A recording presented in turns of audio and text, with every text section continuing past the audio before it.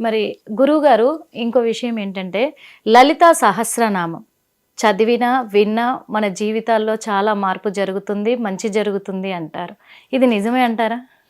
ఖచ్చితంగా అండి. మనము మనస్ఫూర్తిగా ఏ నామం చదివినా కూడా ఇప్పుడు మీ పేరుంది. అవును. మీ పేరుని ఒక 11 సార్లు మీరే తలుచుకోండి. హ్మ్. మీకు తెలియని పాజిటివ్ వస్తుంది. అసలు విషయం తెలియకుండా జనానికి. హ్మ్. మనకి పెట్టే ప్రతి పేరు కూడా ఆ దేవునికి సంబంధించిందే ఉంటుంది.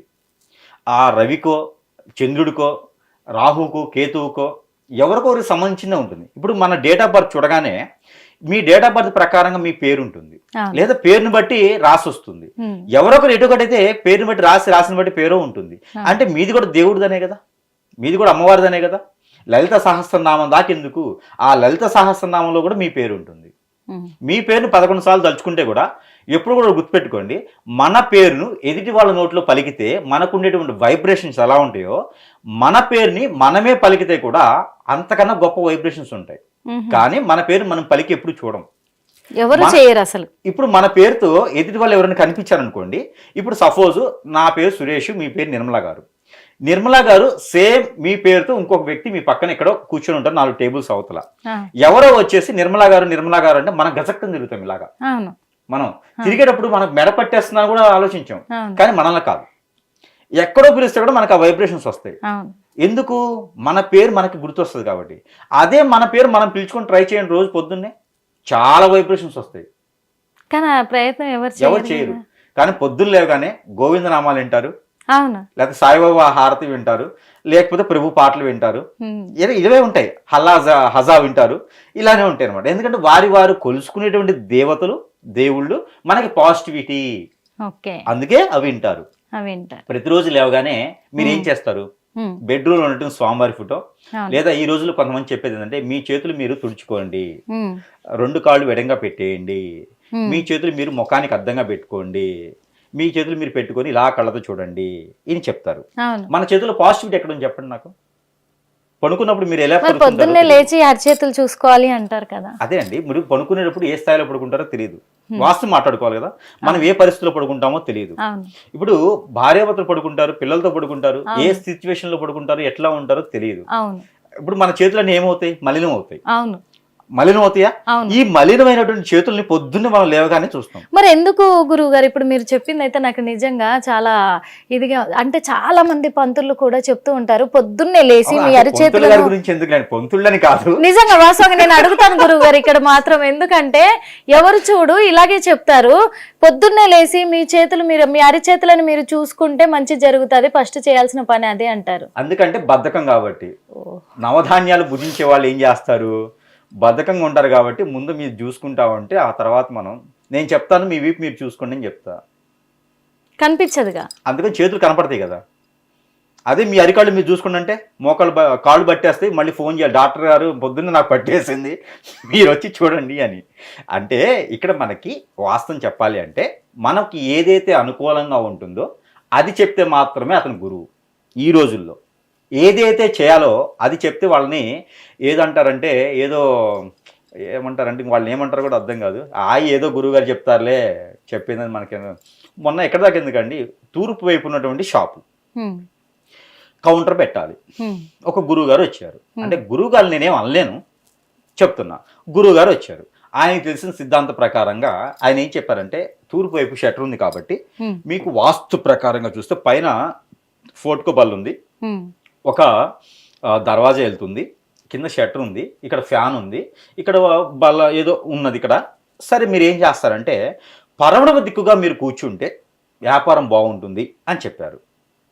అంటే పరమడ దిక్కు ఫేస్ పెట్టి మీరు చూడండి, మీకు ఎదురుగా ఒక వెంకటేశ్వర స్వామి ఫోటో పెట్టుకోండి, వెంకటేశ్వర స్వామి బయటకు చూస్తాడు, మీరు లోపల చూడండి, వెంకటేశ్వర స్వామిని మీరు చూడండి అని చెప్పారు. చెప్పగానే ఆయన వెనక ఒక సామాన్ పెట్టుకొని కూర్చున్నారు. ఆయన కౌంటర్ ఎక్కడ వేసుకున్నారంటే తీసుకెళ్లి పరమణ వైపు టోటల్గా లోపల పక్క వేసుకున్నాడు.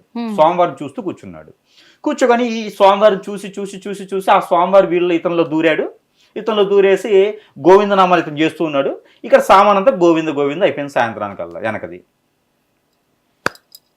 ఇక తర్వాత ఏమైందంటే గురువుగారు అని చెప్పి వచ్చి ఏమైంది బాబు ఏం పరిస్థితి అంటే ఒక గురువుగారు చెప్పారండి నేను 11,016 కూడా నేను సమర్పించాను, మరి ఆయన అనుభవం ఆయన చెప్పారండి, మరి నేనేం చేస్తాను దానికి, సమర్పించుకున్నానండి, సమర్పయామి అయిపోయింది అంటే రేపు షట్టర్ క్లోజ్ అయిపోయింది. సో ఇక్కడ ఏమైందంటే ఎవరికి అనుకూలంగా, ఎవరి సిద్ధాంత ప్రకారంగా అనుకూలంగా ఉన్నది చెప్తే మాత్రమే ప్రేక్షకులు ఇలా ఉన్నారు ఈ రోజుల్లో. అందుకే వారు ఇలా చెప్తున్నారంట. మించి ఒక్కొక్కరు చెప్తారు, మీకు ఉదయాన్నే లేవగానే మీ యొక్క సొంగ కార్చేటువంటి ఇది ఉంటుందండి, అది తీసుకొని మీరు కళ్ళకు తుడుచుకోండి, మీకు అద్భుతమైనటువంటి ప్రయోజనాలు ఉంటాయి ఆ రోజున అని చెప్తారు. ఇది ఒక ప్రక్రియ ఉన్నది. ఎలా అంటే మనము అంత బ్రష్ చేసుకోవాలి. బ్రష్ చేసుకున్న తర్వాత మొదటిగా వచ్చేటువంటి ఏదైతే ఉమ్ము నీరు ఉంటుందో దాన్ని కంటికి తుడుచుకుంటే మనకి కళ్ళు అనేది శుభ్రపడి ఒక రెడ్డి నాళని ఉంటుంది, అది శుభ్రపడేది దానికి ఉంటుంది. కానీ ఉదయాన్నే లేచింది అది విషంతో సమానం. ఉదయాన్నే వచ్చేటువంటిది ఏదైతే ఉందో అది ఒక పాము ఉంటుంది. ఈ పాము పడగ ఇప్పేసి కుసం అంటారు, కుసం అంటారు, ఐడియా ఉందా? ఈ కుసం ఇప్పుతుంది. కుసం చాలా విషంతో సమానం. అవును, కుశం అనేది చాలా విషంతో సమానం. ఆ కుసం ఇప్పిన పాము ఉంటే ఆ ఇల్లు కూడా లోతుకెళ్తుంది. ఒక ఇంట్లో ఎప్పుడైనా గుర్తుపెట్టుకోండి, ఒక ఇంట్లో కుసం ఇప్పిన పాము ఉంటే గనక ఆ ఇల్లు ఖచ్చితంగా లోతులోకి వెళ్తుంది. 6 నెలలు ఆ ఇంట్లో ఎవరు ఉండకూడదు. అవును, కొన్ని రోజులు ఆ ఇల్లును విడిచిపెట్టేసి ఇంకో ఇంట్లో కూడా ఉండాలి కూడా. అలానే పిల్లల్లో కూడా పెద్దల్లో కూడా సొంగ కార్చేటువంటి తత్వం ఉంటుంది. నిద్ర బాగా పోతే సొంగ కారుస్తారు, అది తప్పు కాదు. కానీ ఉదయాన్నే లేవగానే ఆ సొంగ కార్చినటువంటి విధానం వారు కంటికి తుడుచుకుంటే ఆ విషాన్ని తొడుచుకున్నట్టేది కదా, అది చేయకూడదు. ఇవన్నీ కూడా చిన్న విషయాలే ఆలోచించుకోవాలి. అలానే వీరందరూ కూడా మన క్వశ్చన్ ఏంటంటే ముఖ్యంగా ఉదయాన్నే లేవగానే ఏదైనా సహస్రనామం వింటే వారు కొలుచుకునేటువంటి దైవం, వారి ఇష్ట దైవం ఉంటుంది కాబట్టి వారు ఆ సహస్రనామం వినడానికి ఆస్కారం ఉంటుంది. దేవునికి సంబంధించి వారికి ఇష్టం ఉన్నది ఎలాంటిదైనా వినొచ్చు. లలితా సహస్రనామంలోనే పాజిటివ్ ఉందా లేదా వేరే సహస్రనామాల్లో పాజిటివ్ ఉందా అనేది అయితే ఏం లేదు. ముఖ్యంగా అయితే లేవగానే చేతులు చూసుకునే విధానాన్ని మానుకోవాలి, ఇష్టదైవాన్ని చూసుకోవడం మానుకోవాలి. ఎవరినైనా చూడొచ్చు, ఇబ్బంది ఏం లేదు. మన మొహం మనం చూసుకుంటే కూడా ఇబ్బంది ఏం లేదు, ఎవరినైనా చూసుకోవచ్చు. మనకి ఎదురుగా అద్దాలు పెట్టుకోకుండా పడుకోవాలి, అది ముఖ్యంగా. ఎదురుగా మనం పడుకునే ఎదురుగా మనకు ఎదురుగా అద్దాలు పెట్టుకోకూడదు, అది చాలా ప్రమాదకరం. అది అందరూ కూడా గుర్తుపెట్టుకోవాలి. మన పాదాలు మనకు కనపడకూడదు, మన ముఖం మనకు కనపడకూడదు పడుకుంటే, అది చాలా నెగిటివిటీ. తర్వాత వీరు చేసుకోవాల్సింది ఏ సహస్రనామం వినొచ్చు, కానీ గొప్పగా ఏంటంటే లలితా సహస్రనామం ఉదయాన్నే వినడం ద్వారా కొన్ని రకాల చెడు కూడా జరుగుతుంది. లలితా సహస్రనామం ఎప్పుడు వినాలంటే గోవిందనామాలు ఎప్పుడైనా వినొచ్చు, సత్యనారాయణ స్వామి వారి ఎప్పుడైనా వినొచ్చు, విష్ణుమూర్తి సంబంధించి ఎప్పుడైనా వినొచ్చు, సాయిబాబా సంబంధించి ఎప్పుడైనా వినొచ్చు. కానీ లలితా సహస్రనామం ఉదయాన్నే వినకూడదు. ఎందుకు గురుగారు? లలితా సహస్రనామం అనేది ముక్కోటి దేవతలు ఉదయాన్నే మనకి తిరగరు, ఉదయాన్నే తిరిగేది దేవదూతలు అంటారు. ఈ లలిత సహస్రనామము విన్నటువంటి దేవదూతలు ఎవరైతే ఉన్నారో వారు చెడు చేస్తారు. ఎక్కడైతే లలిత సహస్రనామం ఉందో అక్కడ వాళ్ళకి చెడు చేసే ప్రక్రియ ఎక్కువ ఉంటుంది. ఇద్దరి మధ్యన కోపం రావటం, ఇంట్లో ఉన్న వాళ్ళకి అశాంతి రావటం. ఆ దేవదూతలు వచ్చేసి పాలు కాగుతూ ఉంటే దాంట్లో ఒక విషం బొట్టేసి వెళ్ళిపోతారు. ఆ పాలు కాగేది టీ కాఫీ పోసేలోపే ఒలిగిపోతాయి, అదే విషబొట్టు. ఒలిగిపోవటం, మైండ్ సరిగా ఉండకపోవటం, స్ట్రెస్ ఫీల్ అవటం, ఇలాంటివి ఉంటే లలిత సహస్రనామం వినడంలా. ఎందుకంటే దానికి పవర్ ఎక్కువ ఉంటుంది లలిత సహస్రనామానికి. అందుకని దేవతలు సాయం సంధ్య వేళలో దేవతలు తిరుగుతూ ఉంటారు. అందుకనే సాయం సంధ్య వేళలో ఏదైనా తదాస్తు దేవతలు ఉంటారు. అందుకనే సాయం సంధ్య వేళలో ఎవరికి కూడా మంచి కోరుకోరు. మంచి కోరుకుంటే అయితే వీళ్ళు కోర్చుకోలేరు కదా, అందుకని వీడు నాశనం కావాలని కోరుకుంటారు సాయం సంధ్య వేళలో.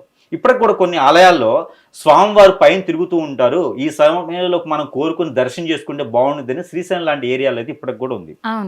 అందుకని సాయం సంధ్య వేళలో విష్ణుమూర్తి సాయం అలానే శివుని ఆలయంలో ఎక్కువ తిరుగుతూ ఉంటారు ప్రదక్షిణలకి.